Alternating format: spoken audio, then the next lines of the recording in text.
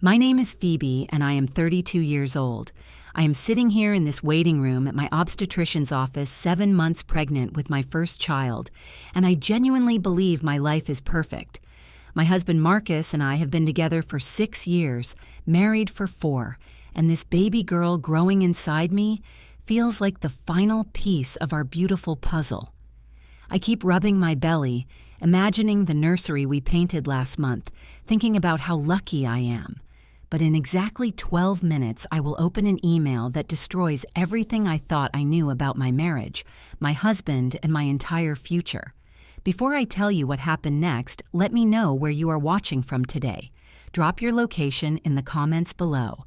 And if stories about betrayal, strength, and starting over resonate with you, please hit that like button and subscribe to this channel. Trust me, you will want to hear how this story ends. Let me take you back to the beginning because I need you to understand just how deeply I trusted this man.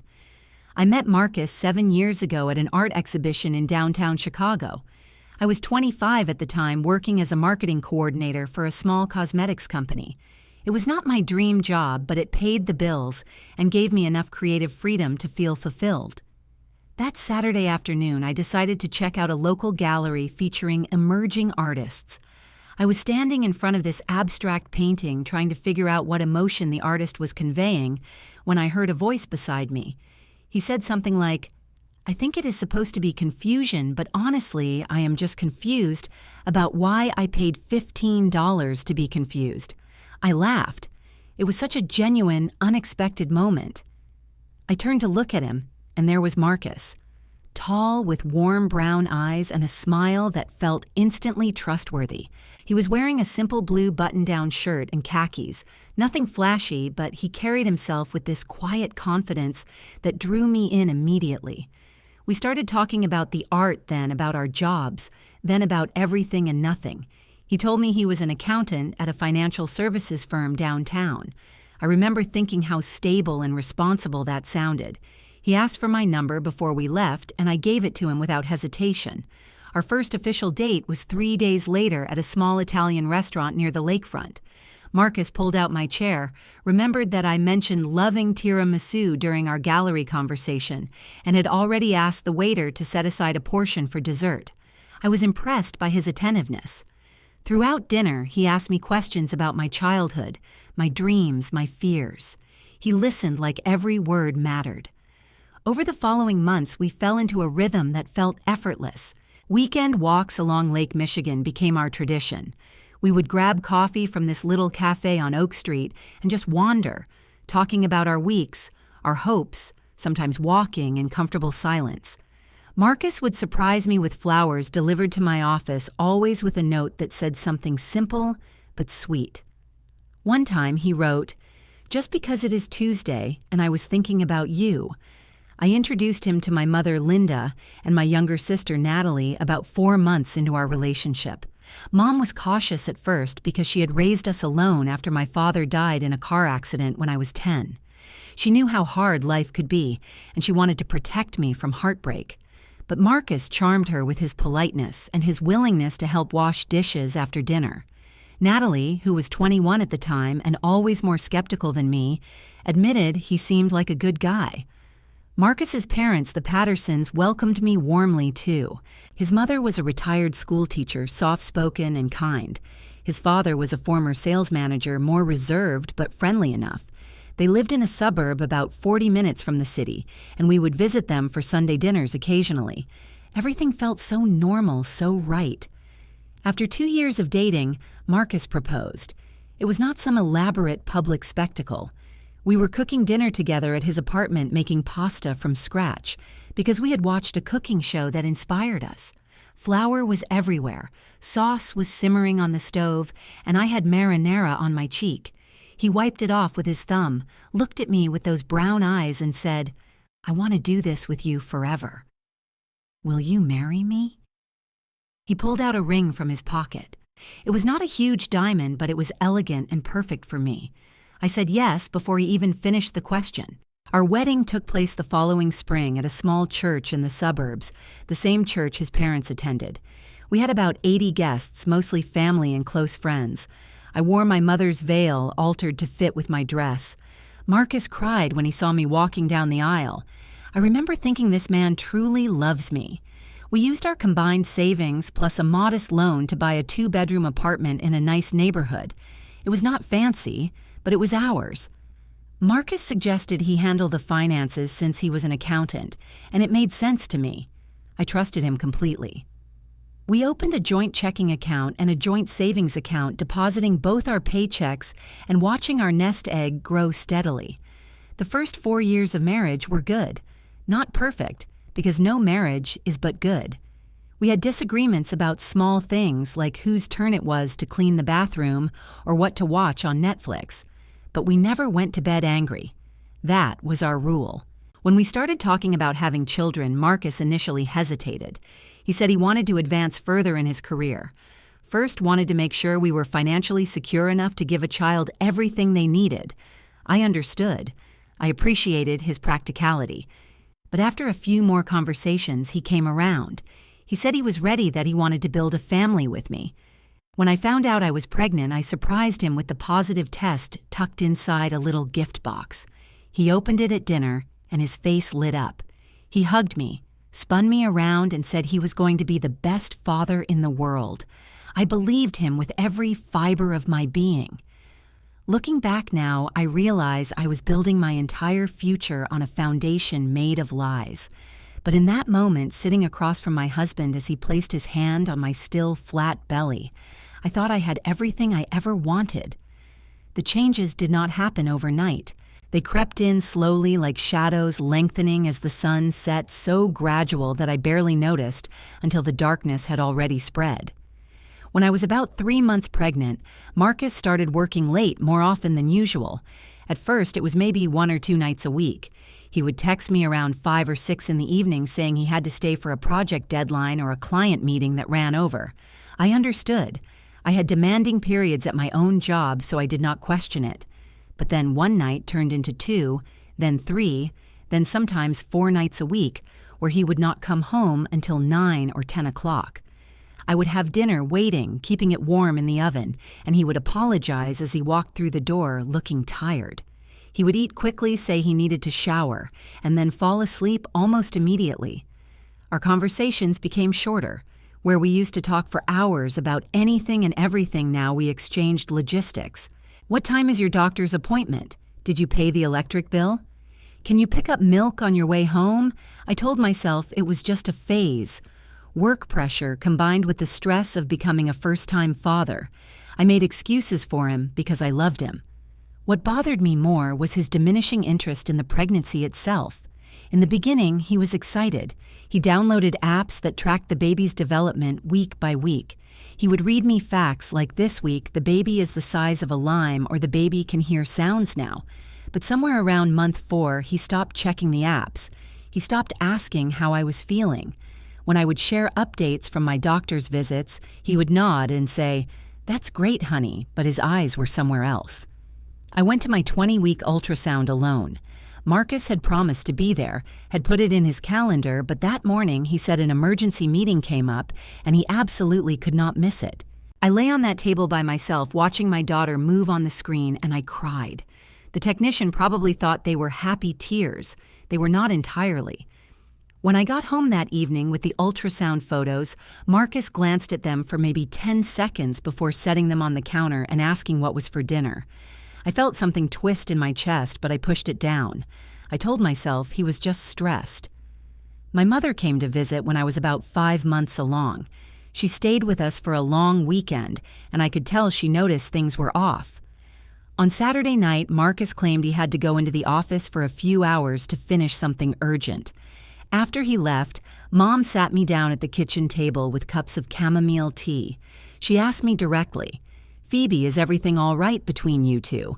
I assured her everything was fine, that Marcus was just under a lot of pressure at work.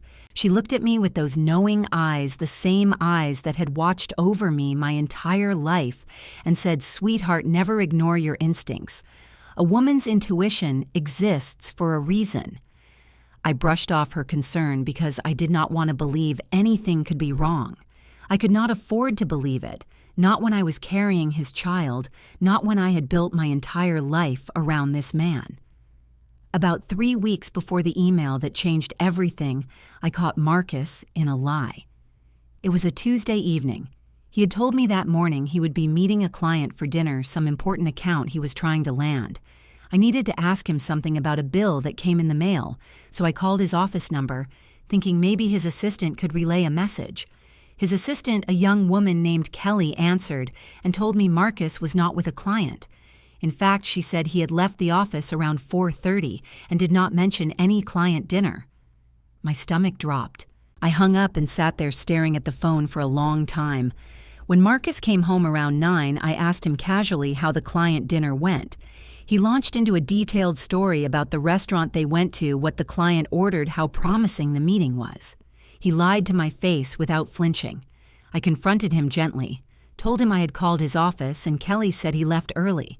His expression flickered for just a second before he got defensive. He said Kelly must have been mistaken, that he had left briefly and then come back. He accused me of checking up on him, said I was being paranoid because of pregnancy hormones. He actually used those words. Pregnancy hormones. I felt humiliated and angry, but I also second-guessed myself. Maybe I was overreacting. Maybe Kelly did get it wrong. Maybe I was too hormonal to think clearly. I apologized to him that night, and he accepted my apology with a sigh that made me feel small. I wish I had trusted myself then. I wish I had pushed harder for answers. But I was tired and pregnant and desperately wanting to believe that my marriage was still solid. So I let it go, adding another unresolved doubt to the growing pile in the corner of my mind. The morning of that Wednesday started like any other morning. I woke up around 7, feeling the baby move inside me, her little kicks that had become my favorite alarm clock. I was 28 weeks pregnant officially in my 3rd trimester, and despite everything, I still felt hopeful about the future.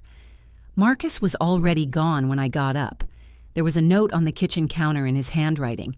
It said, "Busy day today, be careful at your appointment." He did not mention meeting me afterward, did not wish me luck hearing updates about our daughter. Just a generic reminder to be careful, like I was going to the grocery store instead of a prenatal checkup. I made myself some toast and decaf coffee, trying not to let his absence bother me. I had gotten used to doing things alone during this pregnancy, and I told myself it was fine. Plenty of women went to doctor's appointments without their partners. It did not mean anything was wrong. I arrived at my obstetrician's office a little before 10. The waiting room was busy that morning, full of women at various stages of pregnancy, some with partners beside them, some alone like me. I found a seat near the window and pulled out my phone to scroll through social media while I waited. I noticed a couple across from me, the woman maybe 6 months along her partner, holding her hand and whispering something that made her laugh. They looked so happy, so connected. I felt a pang of loneliness that I immediately tried to suppress. I rubbed my belly and whispered to my daughter that we were fine, that everything was going to be okay. When the nurse called my name, I followed her back to the exam room. We did the usual checks: blood pressure, weight, urine sample. Then I lay down on the table for the ultrasound. My doctor, a kind woman named Dr. Reyes, came in with her warm smile and asked how I was feeling. I told her I was tired but good. She nodded knowingly and got the ultrasound started. Watching my baby on that screen never got old. There she was, my daughter, moving her tiny arms, her heart beating strong and steady.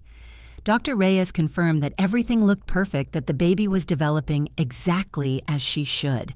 She estimated the weight, measured the head circumference, checked the amniotic fluid levels. All normal. She asked if I knew the gender, and I said yes. We found out at the anatomy scan that it was a girl. She smiled and said, "Well, your little girl is doing beautifully." I left that appointment with a handful of new ultrasound pictures and a heart full of complicated emotions. Part of me was overjoyed that my daughter was healthy. Another part of me was sad that Marcus was not there to share this moment. I decided I would surprise him with the news in person, maybe make a nice dinner and show him the photos. I still believed foolishly that I could fix whatever was broken between us. I walked to my car in the parking garage, settled into the driver's seat, and reached for my phone to text Marcus that the appointment went well. That is when I saw the notification. One new email from Marcus Patterson. The subject line read, "Regarding our marriage." My heart started beating faster. Something about those 3 words felt wrong. We had never communicated about serious matters through email. If he needed to tell me something important, he would call or wait until he got home. Why would he send an email with that subject line? I opened it. The words on my screen did not make sense at first. I read them once, twice, 3 times each time, hoping I had misunderstood. Phoebe. I have thought about this for a long time, and I have decided that I want a divorce. Our marriage has not been working for me, and honestly, it never really did. I should have been honest with you sooner, but I kept hoping my feelings would change. They did not. I have already moved my belongings out of the apartment. I have also transferred the funds from our joint accounts to my personal account to protect my interests during this process. My lawyer will be in contact with you regarding the divorce papers. I am sorry it has to be this way. Marcus. I sat there in my car 7 months pregnant with his child, staring at that email until my vision blurred with tears. He was divorcing me by email. He had taken our money, our savings, everything we had built together. I tried to call him immediately. The call would not go through. I tried again. Nothing. I checked and realized his number had blocked mine. Panic rising in my chest, I called his office number. A receptionist answered someone I did not recognize. I asked for Marcus Patterson in accounting. There was a pause. "I am sorry, ma'am," she said. "Marcus Patterson no longer works here. He resigned 2 weeks ago." 2 weeks ago. He had resigned 2 weeks ago and never told me. I felt like I was drowning. My chest was tight. My hands were shaking and I could not catch my breath. The baby kicked hard as if sensing my distress. I placed both hands on my belly and forced myself to inhale slowly, exhale slowly. I could not fall apart here. I had to get home. I had to understand what was happening. The drive back to the apartment took 20 minutes, but it felt like hours. My mind was racing with questions that had no answers. How could he do this? Why did he not talk to me in person? Where did he go? What was I supposed to do now? When I finally pulled into the parking lot of our building, I sat in the car for another 10 minutes trying to compose myself. I wiped my face with a tissue, took several more deep breaths, and walked inside on legs that felt like they might give out at any moment. The apartment was silent when I opened the door. I already knew what I would find, but seeing it still hit me like a physical blow. His closet was empty. His side of the bathroom vanity cleared out. The desk in the corner where he used to work on his laptop bare. He had taken everything that was his and some things that were ours. The fancy coffee maker we bought together. The framed photo of us from our wedding that used to sit on the bookshelf. On the kitchen counter next to his set of keys sat his wedding ring. I picked it up. It was still warm somehow, as if he had just taken it off. Or maybe I was imagining that. I held it in my palm and felt the weight of 6 years crumble into that small circle of gold. I do not know how long I stood there. Eventually, my legs gave out and I sank to the kitchen floor, my back against the cabinets, my pregnant belly making it awkward to find a comfortable position. I did not care. I sat on that cold tile and I cried until I had nothing left. The shock faded enough for me to function by the next morning, replaced by a desperate need to understand the full scope of what had happened. I forced myself out of bed, though I had barely slept. Every time I closed my eyes, I saw his email, those cold words burned into my memory. I needed answers, and the only way to get them was to start looking. First, I checked our bank accounts. I pulled up the app on my phone with trembling fingers and logged into our joint checking. The balance showed $47.32. Last week, there had been over $12,000 in there. I switched to our joint savings, the account where we had been putting money for years toward a down payment on a house. We had accumulated nearly $85,000 through disciplined saving and my bonuses from work and his year-end contributions. I watched that number climb every month with pride, thinking of the home we would give our daughter. The balance now showed $0. I stared at that number until it stopped looking like a number at all. 0. Nothing. Gone. I scrolled through the transaction history. 3 days ago, the entire savings balance had been transferred to an external account that I did not recognize. 2 days ago, most of the checking account had followed. He had been planning this. He had executed it with precision. A small mercy was my personal savings account, one I had opened years ago before we were even married. I kept a modest emergency fund there separate from our joint finances. I logged in and found it untouched, showing $3,246. It was not much, but it was something. It was mine. My next call was to my mother. The phone rang twice before she answered with her usual warm hello. "Mom," I said, and my voice cracked on that single syllable. She knew immediately something was wrong. "Phoebe, what is it? What happened?"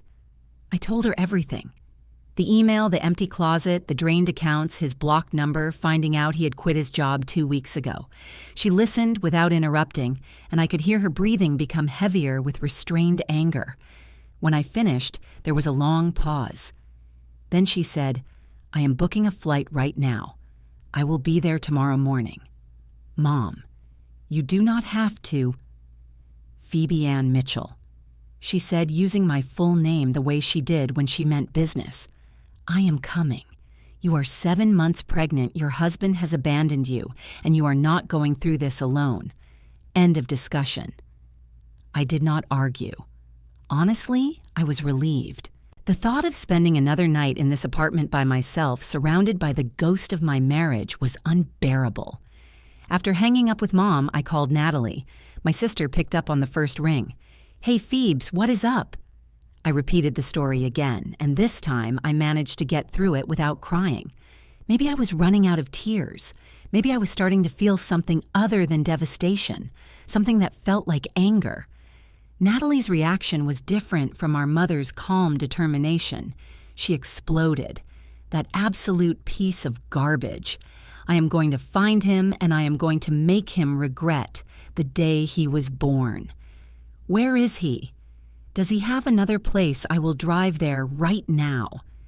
I told her I did not know where he was, that he had simply vanished. She fumed and ranted for several minutes, calling Marcus every name in the book and inventing some new ones. Despite everything, her fierce loyalty made me feel slightly better. I was not alone. I had people who loved me and would fight for me. That night, I lay awake in the bed that felt enormous without Marcus in it. I stared at the ceiling and tried to process how my life had changed so completely in a single day. Yesterday morning, I was a married woman expecting her first child with her devoted husband. Tonight, I was abandoned, betrayed, financially gutted, and facing an uncertain future as a single mother. I thought about all the signs I had missed or ignored, the late nights, the distance, the lies. I had been so desperate to believe in our marriage that I had closed my eyes to the truth. Marcus had been pulling away for months, maybe longer, and I had made excuses for him every step of the way. The shame of that realization was almost as painful as the betrayal itself. How could I have been so blind? How could I have let this happen? But then my daughter kicked a strong, insistent movement that seemed to say, "I am here, Mama." I placed my hands on my belly and felt her shifting inside me. This baby did not choose any of this. She did not deserve a father who could walk away without looking back. And I did not deserve to be cast aside like I was nothing. In that dark room with my baby moving beneath my hands, I made a quiet promise. I would not let Marcus destroy me. I would not let him take anything more than he already had. Whatever came next, I would face it with my head up. I finally fell asleep around 4 a.m, exhausted beyond measure. When I woke a few hours later to the sound of my alarm, I felt different.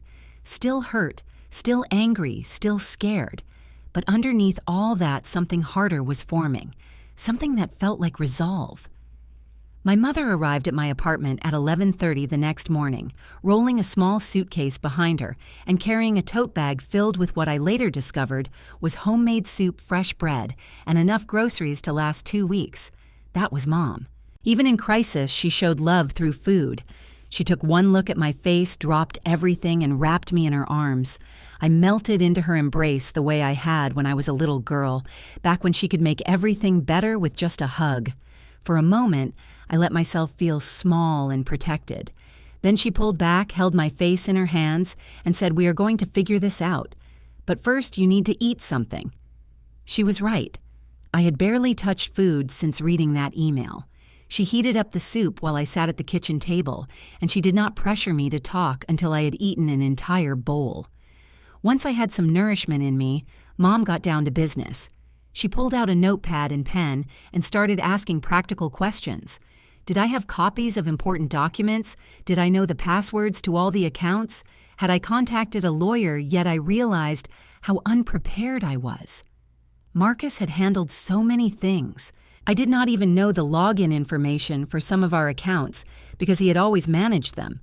The thought of how much control I had given him made me feel sick. Mom stayed calm and methodical. One thing at a time, she said, "We will untangle this mess piece by piece."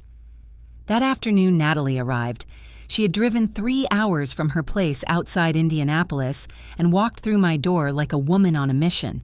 She hugged me tightly, then immediately pulled out her laptop. Natalie worked in commercial real estate and had developed an extensive network of contacts over the years. She knew people who knew people, and she was not afraid to ask for favors. "I have a friend who does private investigations on the side," she told me. "He is good, discreet. Let me reach out to him." I was not sure what we would even be investigating, but I agreed.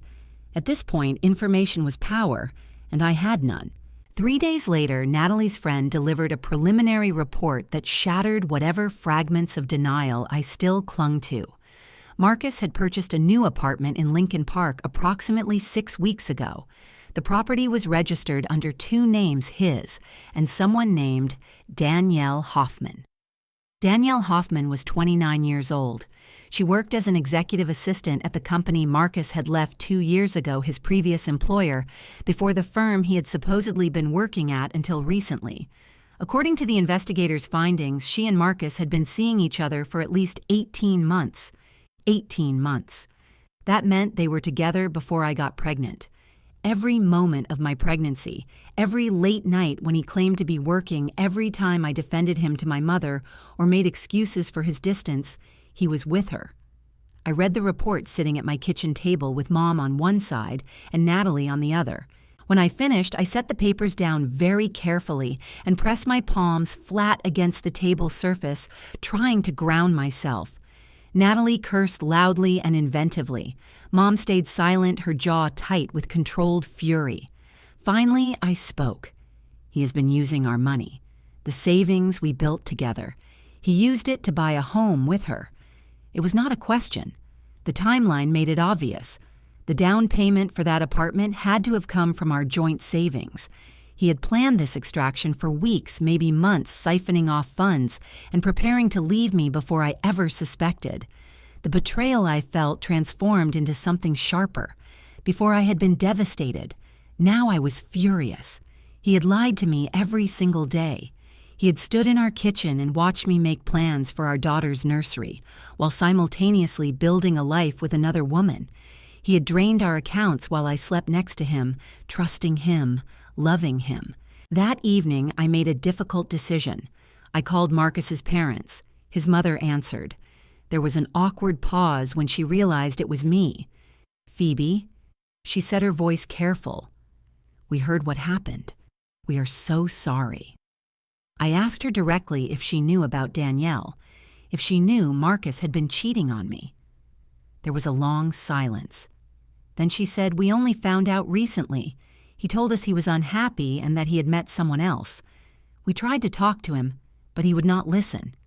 She sounded genuinely upset, but I noticed she did not condemn his behavior. She did not say what he did was wrong. She just expressed that she was sorry, passive and non-committal. His father got on the phone briefly. He offered a gruff apology and said he hoped I would be okay. Then he said they hoped this would not affect their relationship with their grandchild. Their grandchild. My blood went cold. They were already thinking about custody arrangements and visitation rights while I was still trying to survive the immediate aftermath of their son's betrayal. After I hung up, Mom shook her head. "They know more than they are saying," she observed. "They might have even helped him." I did not want to believe that, but it would not surprise me anymore. Nothing would surprise me anymore. The following week, I sat in the office of Margaret Sullivan, attorney at law. Natalie had connected me with her through a colleague who described Margaret as a bulldog in the courtroom, and exactly the kind of lawyer you want when you have been wronged. Margaret was in her mid-50s with silver-streaked hair pulled back in a sleek bun and reading glasses perched on her nose. Her office walls were lined with degrees and accolades, but what impressed me most was the way she looked at me when I told my story. She listened with complete attention, occasionally jotting notes, never interrupting. When I finished, she set down her pen and leaned back. "Your husband made several serious mistakes," she said. "First, transferring marital assets without your knowledge or consent, while still legally married, is actionable. Second, he abandoned you during pregnancy, which courts take very seriously. Third, we have evidence he used joint funds to purchase property with a third party. This gives us significant leverage." She outlined a legal strategy in clear, confident terms.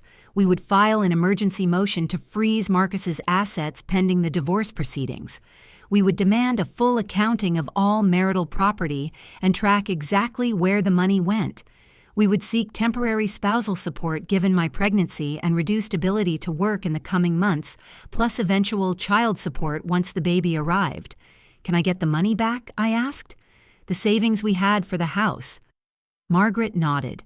"We will pursue full recovery of your share of marital assets, and given the circumstances, we have a strong case for more than half. He dissipated marital funds through his affair and the secret property purchase. Judges do not look kindly on that behavior. For the first time since this nightmare began, I felt something like hope. Not happiness, not relief, but the faint possibility that I might come out of this intact. I retained Margaret that same day, using almost all of my personal savings to cover the initial retainer. It was a terrifying financial decision, but I knew I needed professional help. I could not fight Marcus alone, not when he had clearly been planning his exit for months while I remained oblivious. Over the following weeks, I became a different person. The woman who used to avoid conflict, who made excuses for her husband's behavior, who trusted blindly, she was gone. In her place was someone harder, more focused, determined to protect herself and her daughter. I gathered every piece of documentation I could find: bank statements going back years, tax returns, the mortgage papers for our apartment, credit card statements, email records, text messages, anything that might be relevant. Natalie's investigator dug deeper and found more damning evidence. Marcus and Danielle had taken trips together while he was supposedly at conferences for work. There were hotel charges and restaurant bills that painted a picture of a fully realized affair, not just a recent fling. Margaret filed our motion, and a court date was set. The day of the hearing arrived when I was 34 weeks pregnant. I woke up early, showered, and put on the nicest maternity dress I owned. My mother helped me with my hair. Natalie drove me to the courthouse. Walking into that courtroom with my heavily pregnant belly was surreal. I felt like I was in someone else's life, watching from outside my body. But I kept my spine straight and my chin up. Marcus was already seated at the opposite table when I arrived. It was the first time I had seen him since he left. He looked thinner, tired, avoiding my gaze completely. Beside him sat a woman I assumed was Danielle. She was pretty in a generic way, younger than me, and she had the decency to look uncomfortable. His lawyer, a slick-looking man in an expensive suit, tried to argue that Marcus had every right to move marital funds for his own protection, that he feared I would drain the accounts first. Margaret demolished that argument with evidence showing I had not touched any of our joint accounts in the days leading up to his disappearance, while he had systematically transferred everything. The judge, an older woman with sharp eyes, reviewed the documents and asked Marcus directly if he had informed me of his intentions before moving the funds. He admitted he had not. She asked if he had contributed to the pregnancy in any way since leaving. He said he had offered to pay medical bills, but when Margaret pointed out that no such offer had been documented or communicated, his lawyer fumbled for a response. In the end, the judge granted our emergency motion. Marcus was ordered to return 60% of the transferred funds to a newly established account in my name. He was ordered to pay for all remaining pregnancy-related medical expenses, and he was put on notice that child support would be established once the baby was born. I walked out of that courtroom feeling something I had not felt in weeks: vindication. Not victory, not yet, but the confirmation that what he did was wrong and that the system would hold him accountable. My daughter Harper came into the world on a bright morning in late April. The delivery was long and exhausting 18 hours of labor that tested every ounce of strength I had left. But when they placed her on my chest, all of that faded away. She was perfect. 7 pounds 4 ounces with a full head of dark hair and my grandmother's nose. Her eyes, when she finally opened them a few days later, were a deep blue that would eventually darken to brown like mine. My mother cried. Natalie took approximately 500 photos. I just held my daughter and marveled at the fact that something so beautiful could come from so much pain. The first months of motherhood were brutal as they are for every new parent, but I had extra challenges. I was doing this alone, navigating feedings and diaper changes and sleepless nights without a partner to share the load. The financial settlement helped, but money cannot change a diaper at 3 a.m. Thankfully, Mom stayed for the first month after Harper was born. She cooked and cleaned and held the baby so I could shower or nap. When she finally had to go back to Ohio, I sobbed at the airport like I was being abandoned all over again. But I survived. I learned how to manage on my own, how to time grocery runs around nap schedules, how to rock my baby with one arm while eating a sandwich with the other. I discovered reserves of patience and resilience I never knew I had. Around the time Harper turned 3 months old, I returned to work. I had found a new position at a larger marketing agency, one with better pay and benefits than my old job. They were understanding about my situation and offered flexible hours that allowed me to balance career and motherhood as best as anyone could. I also found a new apartment, a cozy 1-bedroom in a safe neighborhood near a park where I could walk with Harper in her stroller. It was smaller than the place I shared with Marcus, but it was mine. Every corner of it represented my choices, my fresh start. The final divorce decree came through when Harper was 6 months old. After months of negotiations and additional court appearances, we reached a settlement. Marcus was required to pay monthly child support until Harper turned 18. He was also required to contribute to her education expenses. I received the majority of our remaining joint assets, including equity from the apartment we had owned together, which was sold as part of the process. I did not attend the final hearing. Margaret handled it. I stayed home with Harper that day, playing with her on the floor of our new living room, watching her grab at colorful toys and laugh at the sounds they made. That felt more important than watching my marriage officially end. When Margaret called to confirm everything was finalized, I thanked her for everything she had done. Then I hung up and sat in the quiet of my apartment processing the fact that I was no longer Phoebe Patterson. I had taken back my maiden name. I was Phoebe Mitchell again, the woman I had been before Marcus ever walked into that art gallery and changed my life. In the months and years that followed, I focused on building a life that belonged entirely to me and Harper. I joined a support group for single mothers that met every other Thursday evening at a community center near my apartment. Walking into that first meeting was terrifying. I felt exposed, like my failures were written on my forehead for everyone to see. But the women in that room were not there to judge. They were there because they understood. I heard stories that made mine seem almost mild. Women who had been left with nothing. Women who had escaped abuse. Women who had lost partners to addiction or accidents. We all had different paths to single motherhood, but we shared the same daily struggles and small triumphs. They became my friends, my confidants, my chosen family. One woman in particular, a paralegal named Grace who had 2 kids of her own, became especially close to me. We started having coffee together on Saturday mornings, our children playing together while we talked. She showed me that life after betrayal was not just possible, but could be richer and more authentic than the life I had lost. I also returned to yoga, something I had loved before Marcus, but abandoned during our marriage because he thought it was a waste of time. Now, twice a week, I unrolled my mat in a sunny studio and reconnected with my body. I practiced breathing through discomfort, finding balance, learning to hold difficult poses without running away. The metaphors were not lost on me. I started keeping a journal documenting my journey from the days immediately after the email through my recovery. Writing helped me process emotions I could not speak out loud. It also helped me see how far I had come. When I reread early entries filled with raw despair and compared them to more recent ones where I wrote about Harper's first steps and my promotion at work, I could actually trace my healing. As for Marcus, he faded from my daily thoughts gradually, then almost completely. I heard through mutual acquaintances that his relationship with Danielle did not last. They broke up about a year after the divorce was finalized. Apparently, a man willing to betray his pregnant wife is also capable of betraying his mistress. I felt nothing when I heard this news, neither satisfaction nor pity. He simply did not matter anymore. He exercised his visitation rights, occasionally taking Harper 1 weekend a month, as stipulated in our custody agreement. I never spoke to him directly. We communicated through a co-parenting app that kept everything documented and emotionless. He paid his child support on time, showed up when scheduled, and otherwise remained a peripheral figure in our lives. Harper, now a toddler with an enormous personality, seemed unaffected by the unusual arrangement.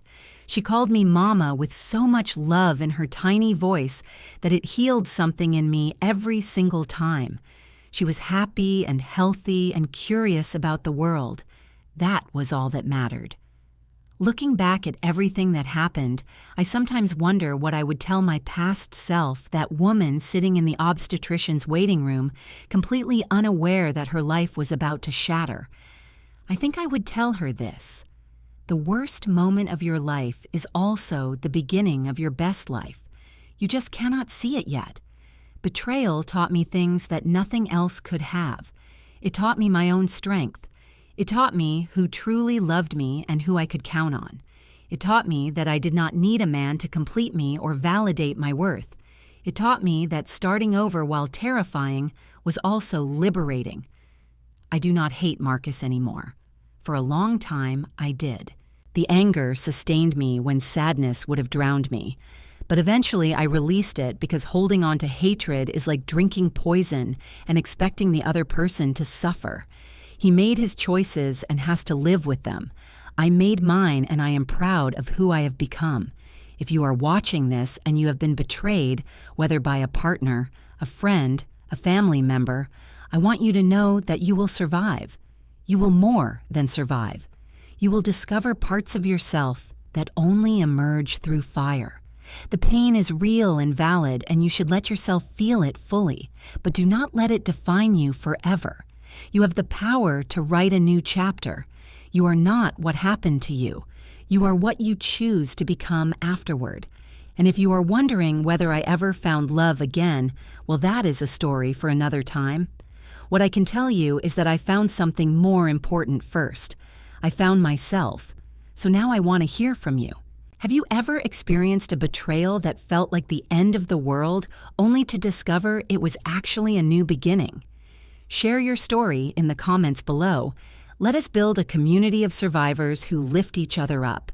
If this video resonated with you, please give it a thumbs up. That like button helps more people find these stories and maybe feel less alone in their struggles. Subscribe to this channel if you want to hear more stories of resilience, heartbreak, and hope. And share this video with someone who might need to hear it today. Thank you for spending this time with me. Thank you for listening to my story.